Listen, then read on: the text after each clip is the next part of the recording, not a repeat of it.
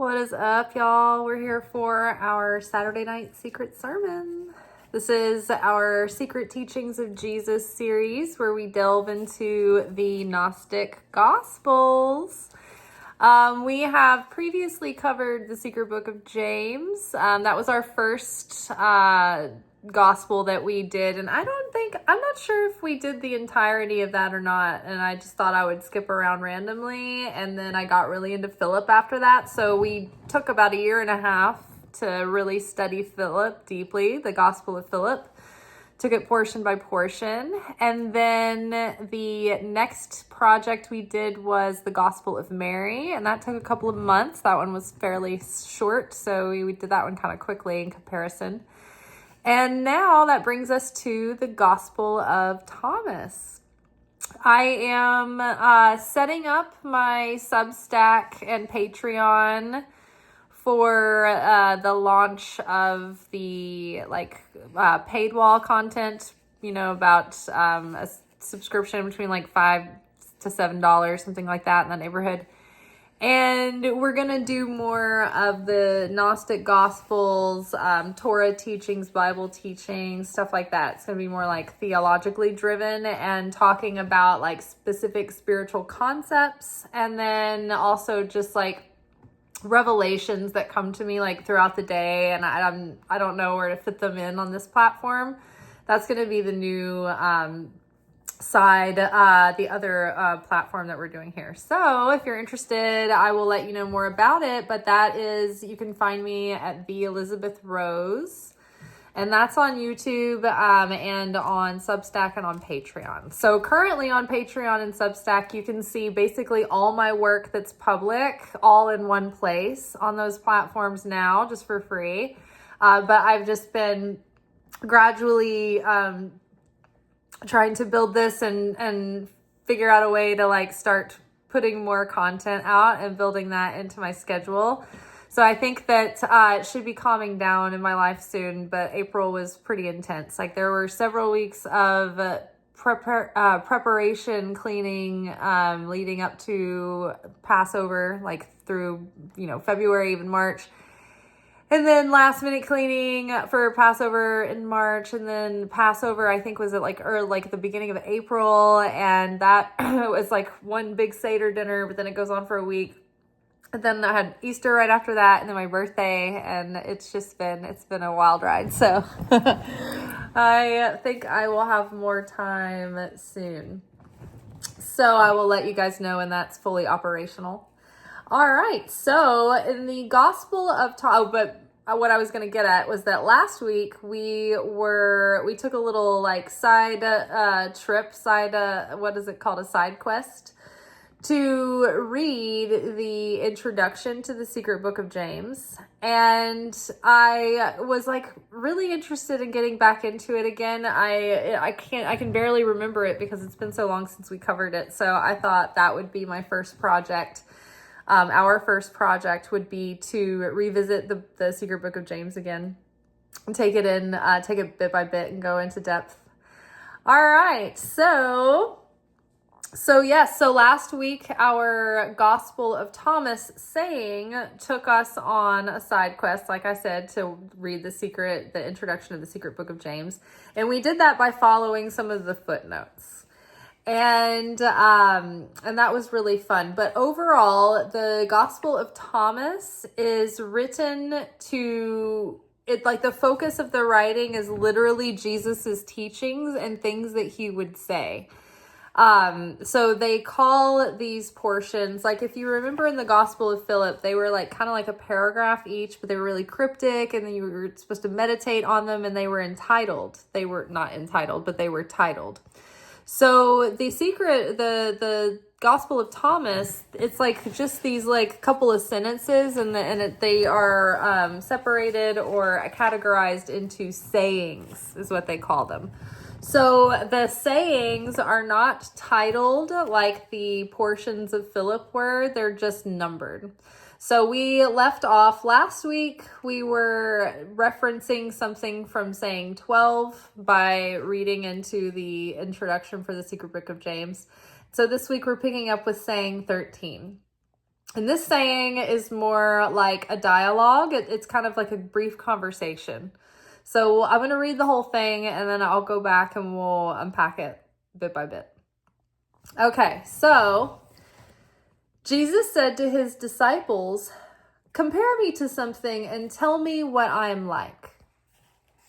Simon Peter said to him, "You are like a just messenger." And the footnote here mentions that like a just messenger might also be like an angel. Matthew said to him, "You are like a wise philosopher." And Thomas said to him, "Teacher, my mouth is utterly unable to say what you are like." And Jesus said, "I am not your teacher. Because you have drunk, you have become intoxicated from the bubbling spring that I have tended." He took him and withdrew and spoke 3 sayings. Or the footnote for that 3 sayings could also be interpreted or 3 words. So Jesus went and said like 3 things to him.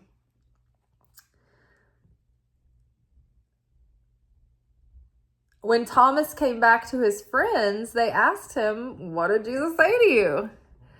And Thomas said to them, "If I tell you one of the sayings he spoke to me, you will pick up rocks and stone me, and fire will come from the rocks and consume you." All right, so that's the end of saying 13. And there's a couple of different footnotes that we didn't cover. So that one that says, let's see, where was that?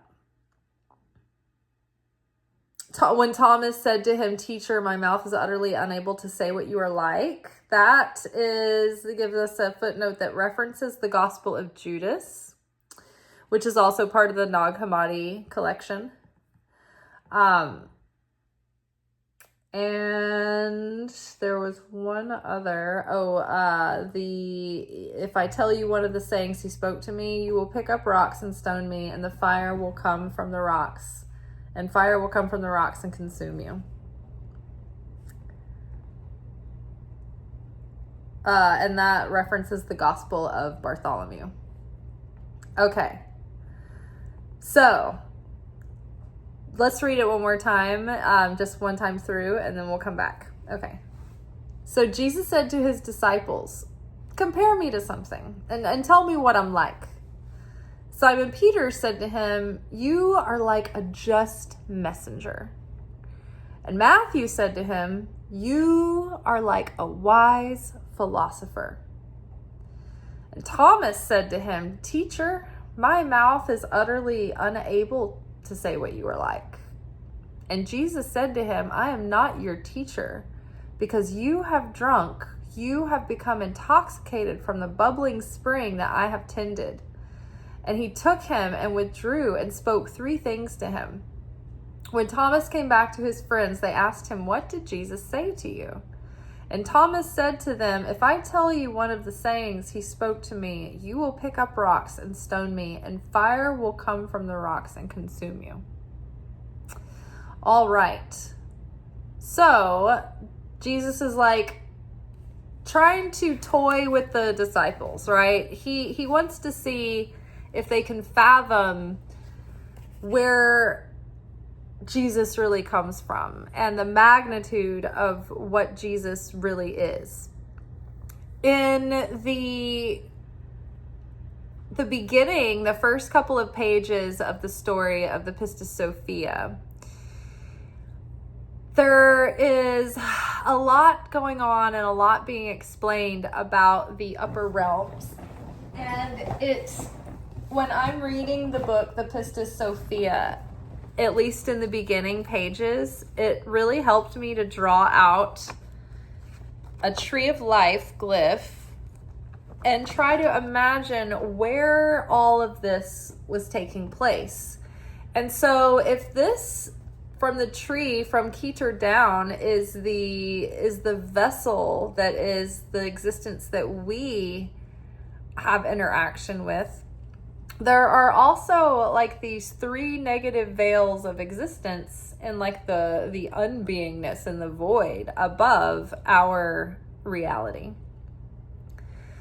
So Jesus comes from the endless. This is like the first level of endless light before the primordial point here through which, when God said like, let there be light, when God was like up there and God was just alone and God was just a thinking force of like consciousness that kept growing and growing and building and building, eventually God wanted to share, wanted to interact with others. So God had to create vessel to receive.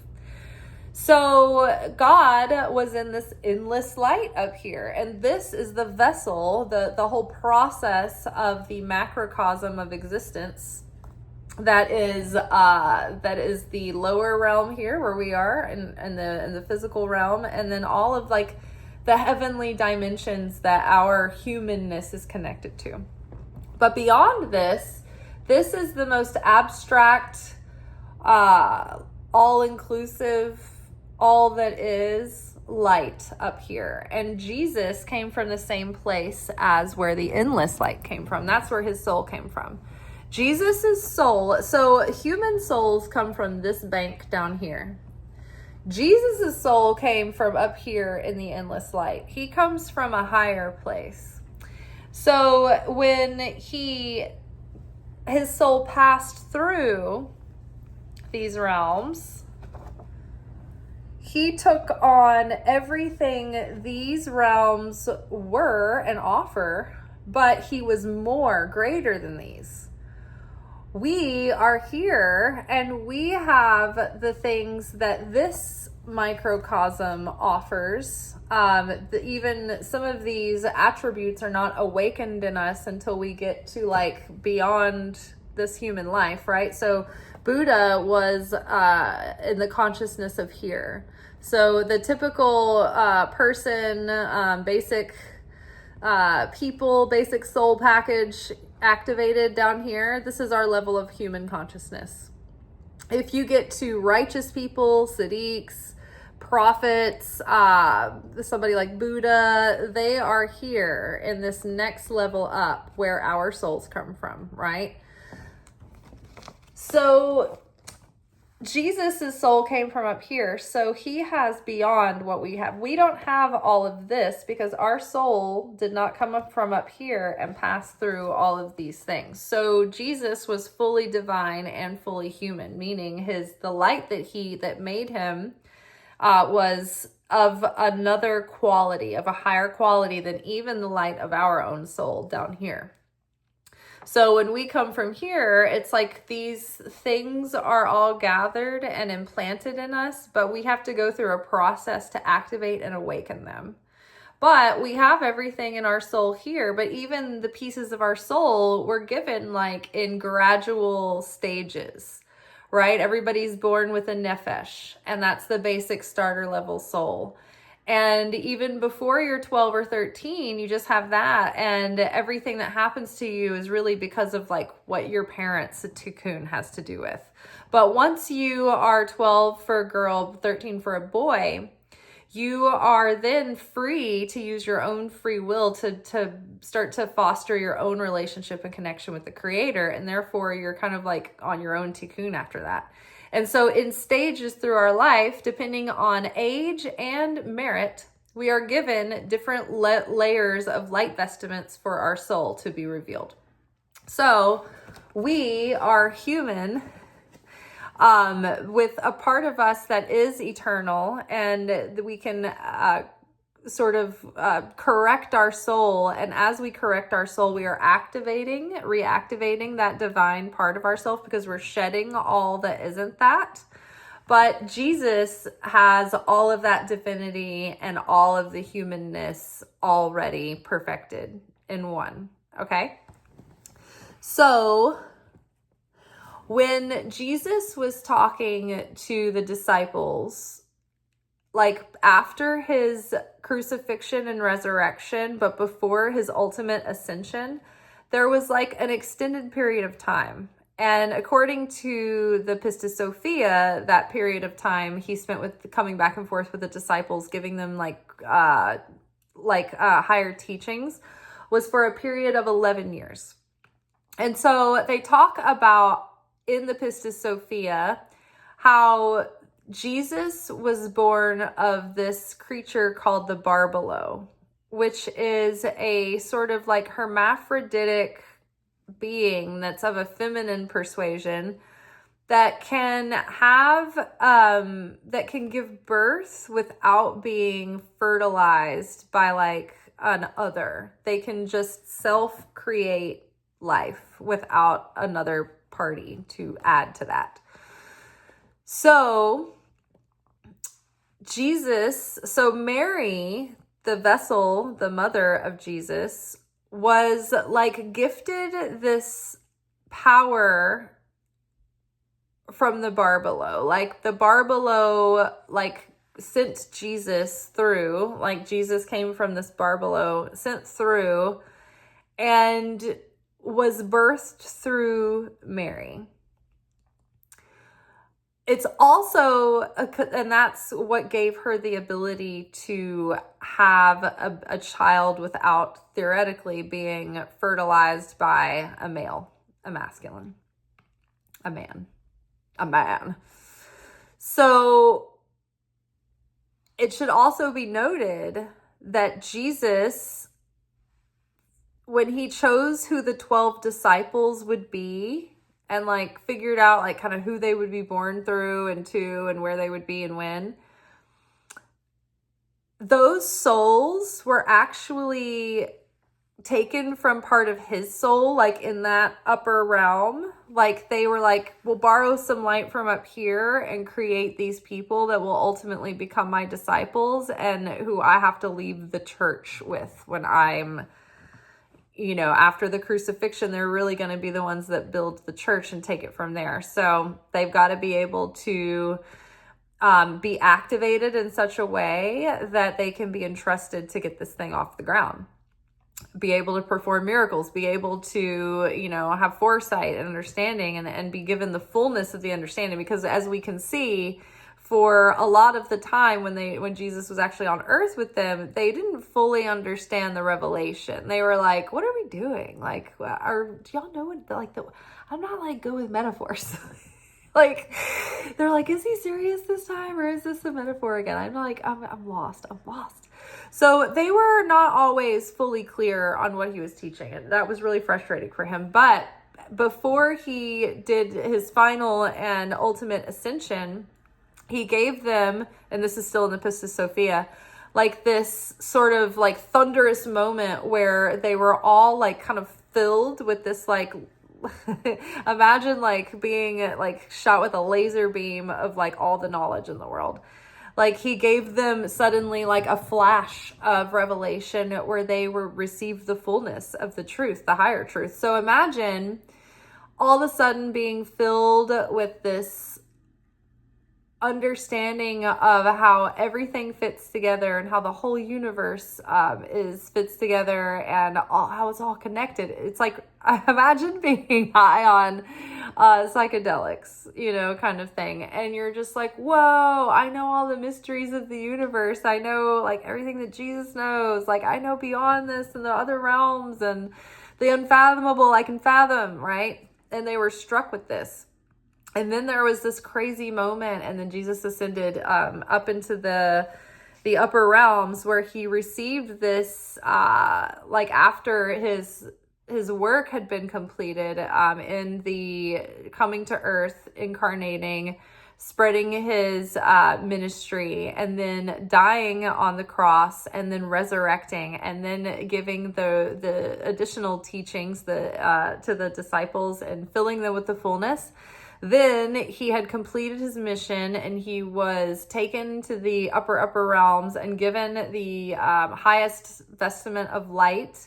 So when he came back down, he was so radiant that it was so magnificent that it was like almost like unbearable. So he had to sort of like dim it down a little bit so that the disciples could be in his presence and take him in. So having said that, let's go back and revisit the first line. Okay, so Jesus said to his disciples, "Compare me to something and tell me what I am like." And Simon Peter said to him, "You are like a just messenger, or you're like an angel." And I mean, not bad, but an angel is like kind of programmed for like a one-track thing. Like they don't question their purpose. They are devoted to their mission, and they don't have the same kind of ego that we do that leaves us open to like the battle over our soul, our immortal soul. Like angels aren't exactly the same like that. They don't have necessarily free will like we do, because we have a veil drawn and we can't see everything in the fullness. Like we don't know everything and we can't see behind the curtain.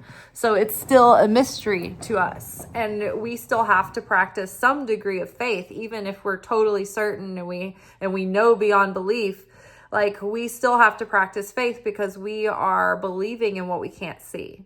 But as an angel, there is no, plausible deniability or disbelief. Like, everything, you're behind the scenes. So in a way, like angels don't have that same level of free will. So they don't have the same level of authority as we do.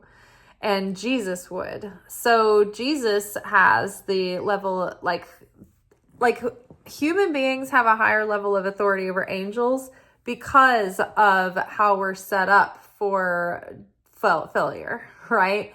We have this bad side of ourselves that's not necessarily the bad side, but we have the side of us that is called the evil inclination. And so it's like that thing that wants to fuck it up every time for us, right?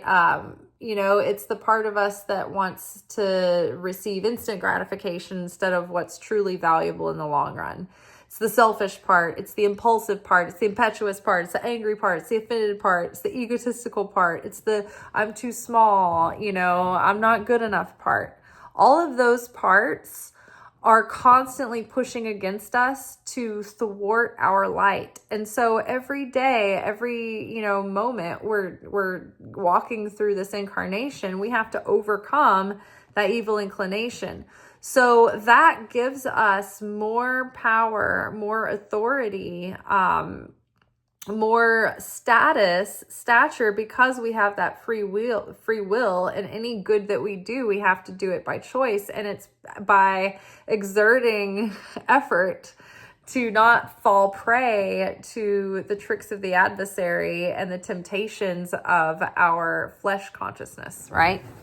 So because of that nobleness, that noble struggle that we go through, we are deemed higher than the angels. So, and we were the vessel that God created. I mean, there was the whole of creation, but we were the last and final bit of the puzzle.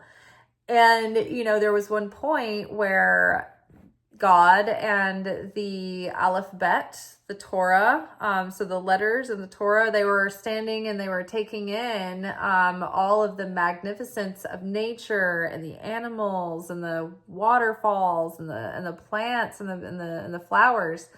And the Torah or the alphabet, I can't remember whether it was the Torah that said this or the letters that said this, but they were like, are you sure you want to create human beings? Because they're going to ruin this. And God was like, I created all this for the human beings. They're the point. Like, am I not long suffering for nothing? Like they were like, the Torah was like, are you sure they're going to ruin everything? They're going to piss you off. They're going to go against you. You're going to be mad at them, and they're going to incite your rage to the point of wrath, and you're going to destroy them. Like, are you sure you want to do this? Like, look at all this beauty. They're going to ruin it. You're going to be in climate crisis.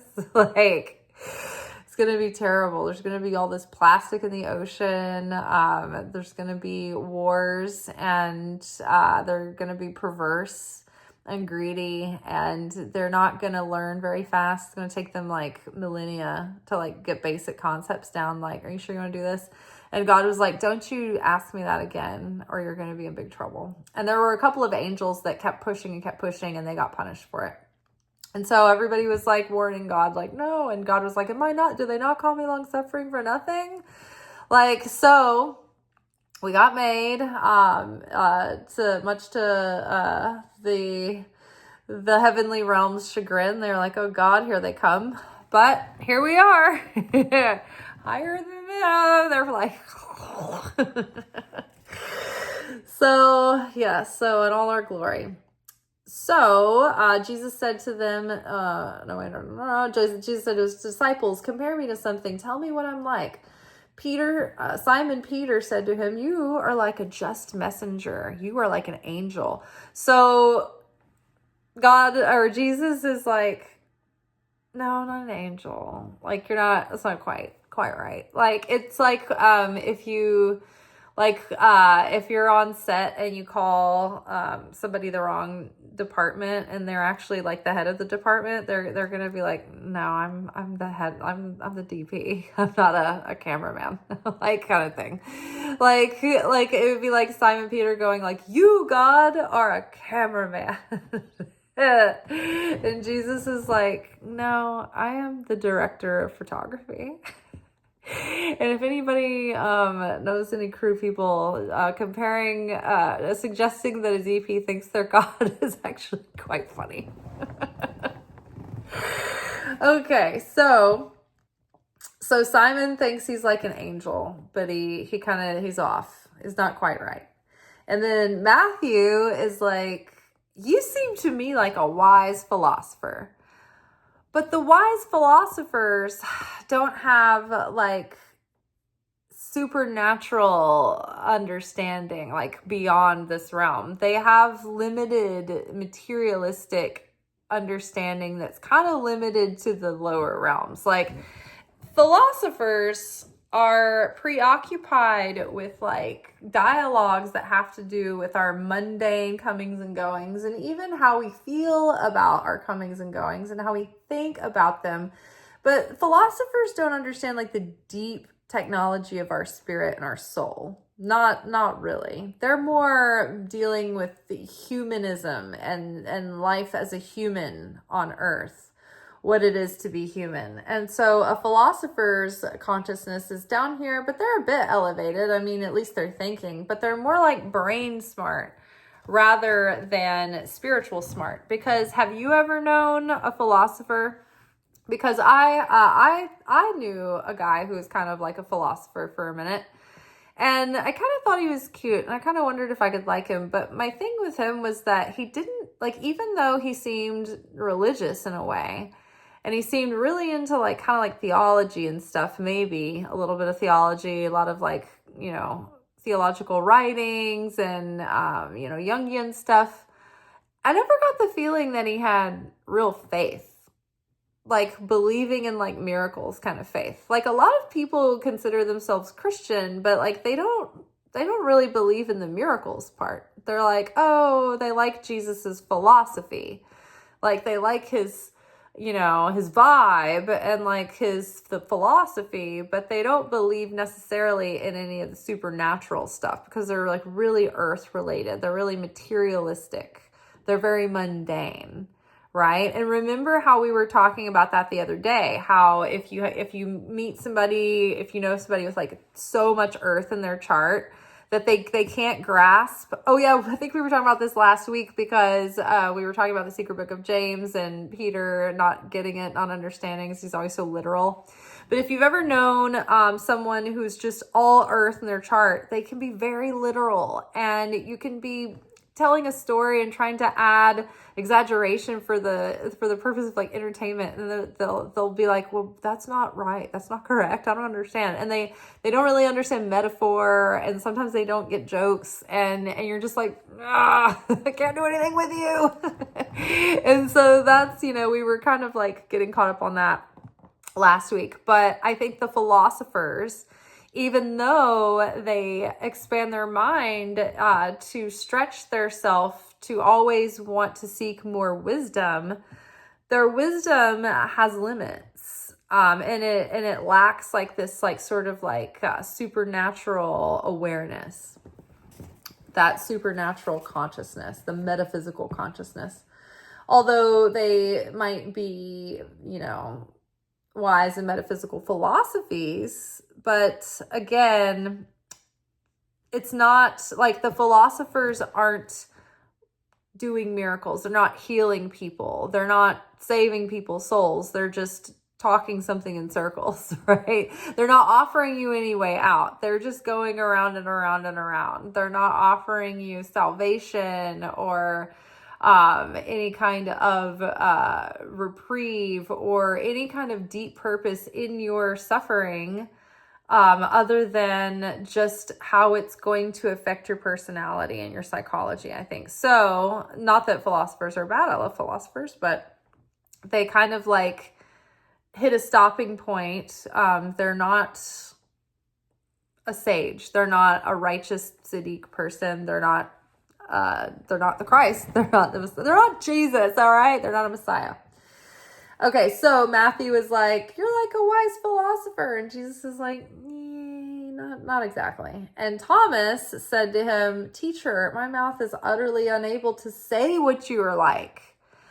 Thomas the doubter even. And we talked about this recently, how, even though Thomas doubted, the fact that he was there beyond his doubt, that's what makes him a strong disciple.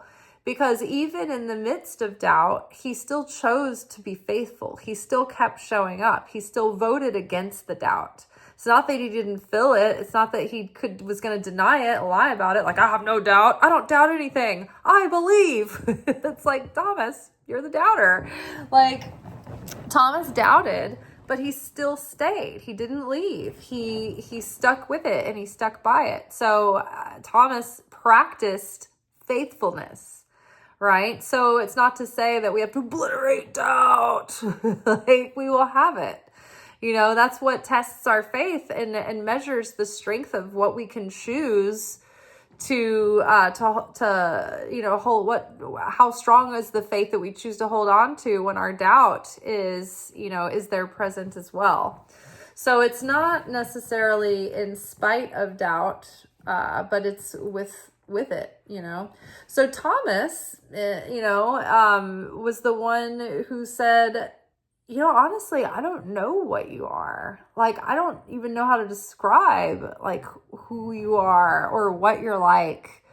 Like, I don't presume to put it to words, And so I think that just like Socrates, the philosopher, said that, Plato wrote these words, that a wise man knows he knows little. And a fool thinks they know everything, right? And so Thomas was like, I don't pretend to know what you're like. I'm not just going to try to name something because, I just want to win the moment. Like, I don't know what you're like. Like, you're beyond what I can fathom and what I can utter, and Jesus saw that, okay, wow, Thomas, you have understood something, then you've been paying attention. Because you didn't just rattle off some mundane example of something that you could compare me in your limited understanding, but you knew that I'm beyond your limited understanding. So you didn't even try to put a graven image on me. You didn't limit me in that way. And therefore, I have limitless potential in your mind and in your heart and your faith, because you didn't limit it to a graven image of, well, you're like this, you're like that, You're beyond what I can say. You're beyond what I can verbalize.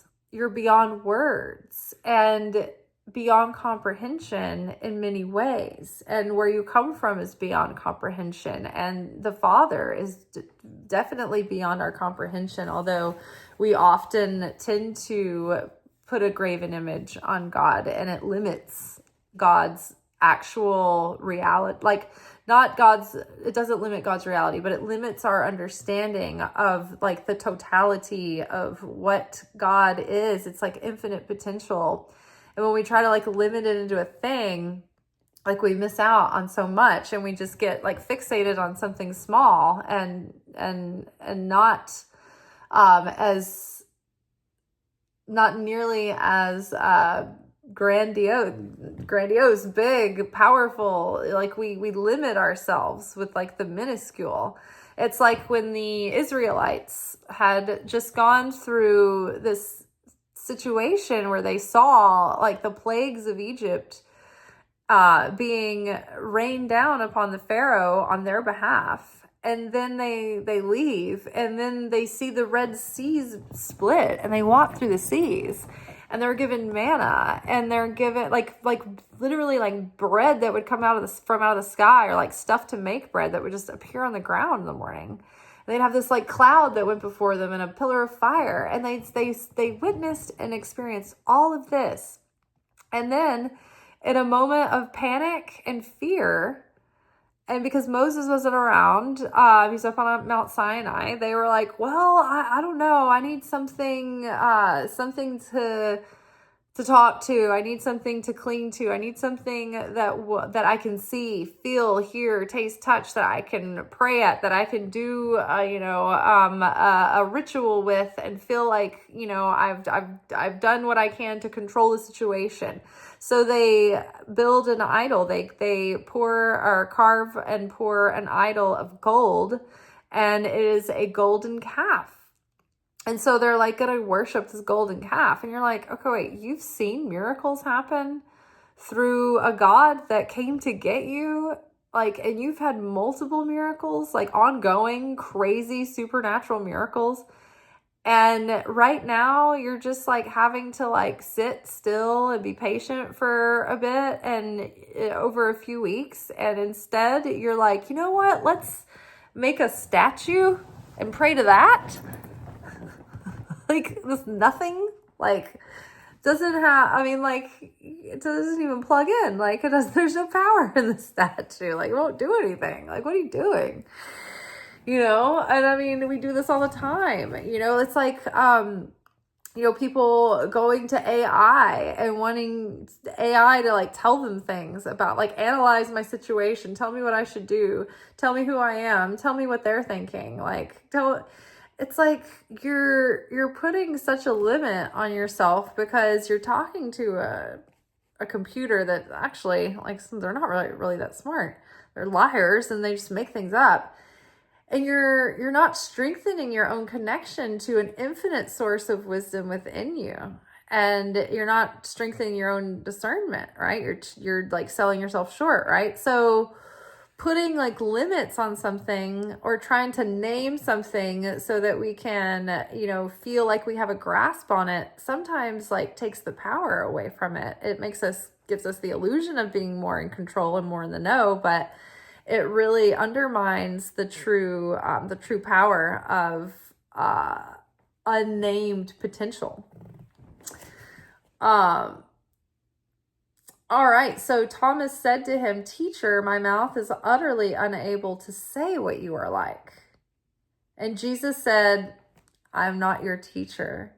Because you have become intoxicated from the bubbling spring that I have tended." And I think in this moment, Jesus is saying to Thomas, like, I am not your teacher, because you understand on my level now. Like, I have given you this concept and you have grasped it and you have elevated yourself, and I'm not just your teacher anymore. You're taking this and it's becoming alive in you and you're understanding. So, I'm not your teacher because you have become intoxicated. Because you have drunk, you have become intoxicated from the bubbling spring that I've tended. Meaning, Thomas listened and he took it in and he drank and he listened deeply until those words penetrated his soul. And even though his mind maybe didn't grasp a lot of the teachings, over time he kept with it and kept meditating on these things, and they took root and they grew, and the understanding grew, maybe gradually. But the words that Jesus had spoke, they have become, so I am, because you have drunk, you have become intoxicated from the bubbling spring I have tended. So it's like, there is this sort of like spiritual experience that is associated with each one of the Sphirot. These are the Sphirot. And the one associated with Netzach, which is the realm of like inspiration and idea creativity, the muses, if you will, is an inebriation, kind of a drunkenness, like a high, like, if you've ever been love drunk and you're just like, oh, I'm slap happy, I'm love drunk, I'm like, everything is all great, I'm like high on life. Well, there's two kinds of inebriation that are associated with this Sphirot, and that is a Dionystic inebriation, which is one that comes from partying and like drinking and being on drugs and like, gorging yourself on food, having an orgy, like all that stuff that you think of as like those Roman orgy, like binge fests where they like get drunk and like they throw up in the vases, they have an orgy. That is a Dionystic inebriation. But a Penacostal inebriation is one where you are consumed with the Spirit. And, you might have seen someone do a gospel run, or if you've seen any like documentary footage on like Pentecostal like churches and those tent revivals where people are like speaking in tongues and stuff, and they're being touched and they're just like falling out, like fainting, and they are having these spontaneous healings and stuff. That is what a Pentecostal inebriation is. It's being like visited and touched by the Spirit, and the Spirit like brings you alive, and you are like on fire. Like your spirit is like engulfed within you, and you're kind of consumed with this like power, and it's only for these like temporary bits. And I think that when people have these moments, they keep wanting to go back and recreate it. But that's the danger of trying to chase that high, even though it's a spiritual high. It's like a lot of people who have had that and they're not getting it again, like their entire like religion and relationship with God becomes trying to get that inebriation again. And it's like they kind of dismiss the sacredness of just the normal mundane days where they're not feeling like crazy inebriated over the fire of the Spirit. You know what I'm talking about? Like, I'm on fire for Jesus kind of thing. So because you have drunk and have become intoxicated from the bubbling spring that I have tended. And so the bubbling spring that Jesus has tended, like it's like when he was at the well and he was talking with the woman, the Samaritan woman, and he said, I would give you living water. Or if you knew who I was, you'd be asking me for a drink. I would be giving you living water and you would never be thirsty again. So again, like the revelation of Jesus, the teachings of Jesus, the words of Jesus are like living water, and they come alive in you. And not only do they refresh and replenish and restore, but they purify and they purge, and like water like breeds life, right? So this bubbling spring is like this pouring forth of knowledge and insight and revelation and expansive knowledge on all that is, right? And so I don't know if you've ever seen like a natural spring, but there was one across the street from my house growing up. And so we would, growing up, me and my brother and sister, we would spend a lot of time in the creek. And in our creek and in the creek across the street, there was the spring. And so the spring was really cool because there was all these like dragonflies around it. And there's like big embankments that we could jump over and stuff. So we were always playing over there. And the spring was coming up from the, like, underneath the ground, and it would like bubble like very gently, like, and it was like the water was just always there feeding the creek, and it was just coming from a source, but it was always pretty consistent. It still is, except when it would storm and it would flood, and then the spring would be like boiling like crazy, like bubbling, like we would love going over there and looking at it after the flood, because it would be like raging, bubbling, like coming up like very agitated water.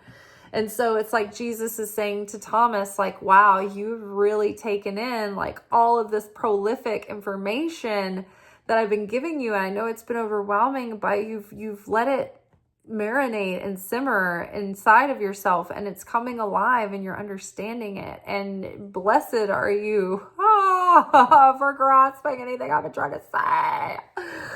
Bless you, Thomas. So Jesus says, I am not your teacher, because you have drunk and you become intoxicated from the bubbling spring that I have tended. Now, we learned back when we were studying Gospel of Philip, that the water represents the oral Torah. Fire represents the written Torah, and light is the secrets of the Torah. So the oral Torah was passed down by mouth to mouth, from teacher to student, teacher to student. These were not, this was not necessarily the Torah that we read. There's additional teachings that get passed verbally, right? So that's a whole nother thing there. So again, if that's compared to water, and Jesus is giving these verbal teachings, right? Like his words and his, the ideas that he gave to expound upon the deeper meanings of the Torah to his students, you know, it was like he was giving them the oral Torah. Now, the Kabbalah, which is like all of the, you know, secret underlying like soul of the Torah, was passed down from the time of Adam in the garden, but it was passed down orally. So it makes me wonder if like Jesus had also been giving them teachings of like a Kabbalistic nature as well, orally, and that tied in with his secret teachings to some of them that would understand. Because in the tradition of Kabbalah, there have been at least like one master and one student in every village. It's like just as long as there's one in each village, and you keep passing it down to at least one person, and one person can give it to the next person. And but it was kept secret because the knowledge and wisdom was too dangerous for the common person to know if there was no consciousness to receive it. Until the days that we'd reached the generation of Mashiach. And we are in the final couple hundred years before the end of the 6,000 year correction of the collective Tikkun Olam. So according to the current sages of our time, we are living in the age of Mashiach. So now the teachings have to come out. And that's why like Kabbalah has been brought out into the world during like the 1900s in a more popular way. And now it's growing more and more now, where people are starting to become more curious about it. And the people that study it are like studying it more seriously, and it's more widespread. But before, it was very like under lock and key. Like the general public couldn't just go like even now it's kind of hard to study. You know, you have to sign up for a place that will teach you, you know, and there are like teachers available, but if you know, each person has their own focus and they go into different, you know, areas of it. And so it's like, there's so much, right? So even now it's like, it's not easy to just take it all in, right? You have to find teachers and institutes that teach it and have the curriculum.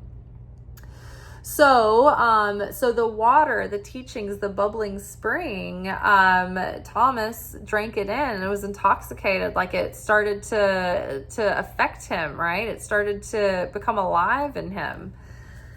and alive in his spirit. And he took him and withdrew and spoke 3 things to him. So Jesus took Thomas off to the side, like, hey, Thomas, let's go talk.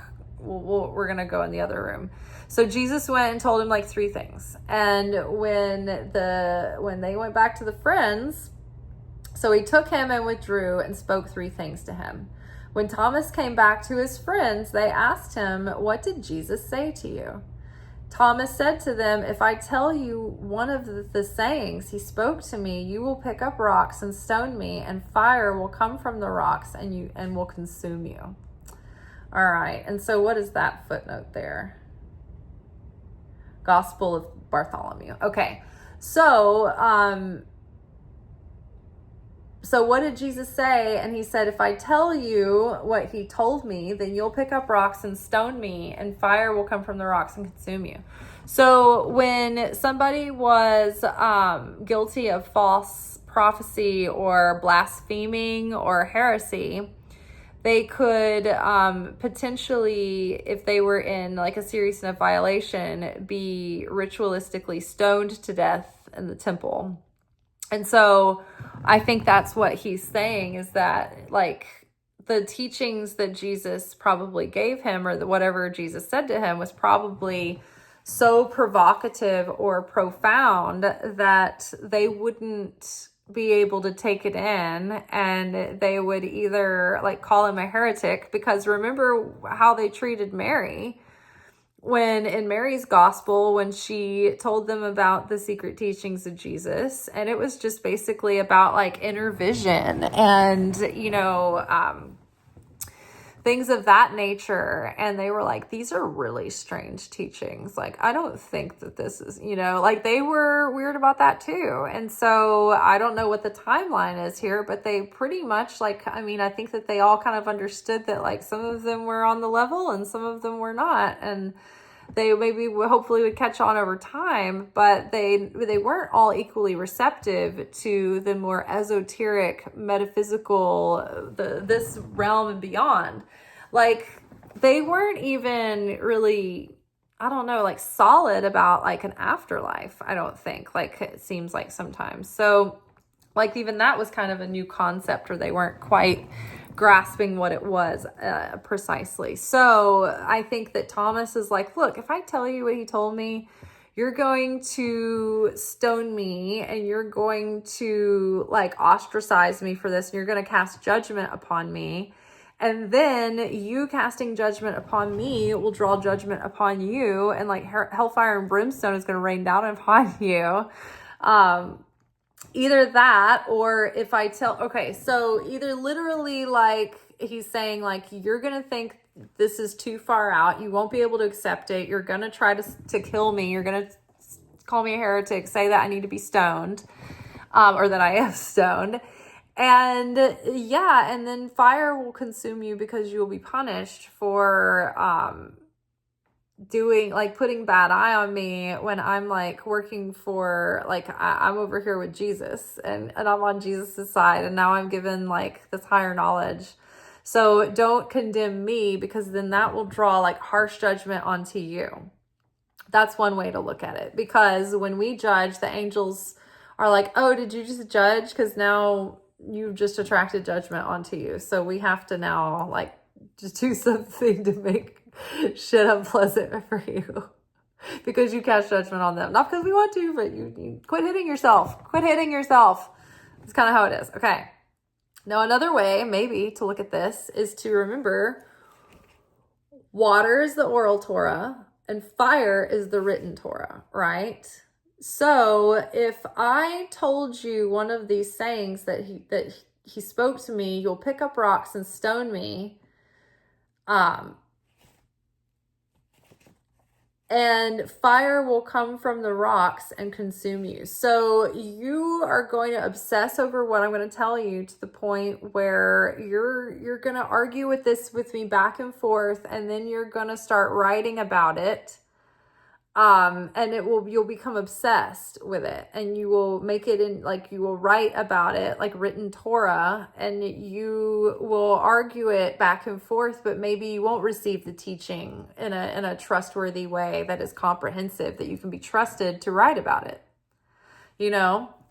So those are two thoughts of ways that you might be able to interpret that. It's like, hey, if I tell you what he said, you're going to think I'm a heretic, you're going to stone me, and, you're going to call me like a heathen and a false prophet, and that's going to be the end of it. And then because you stoned me, the negativity that you threw at me is going to bounce off me and stick to you, and you're going to have to deal with it, and you're going to be dealing with the fire.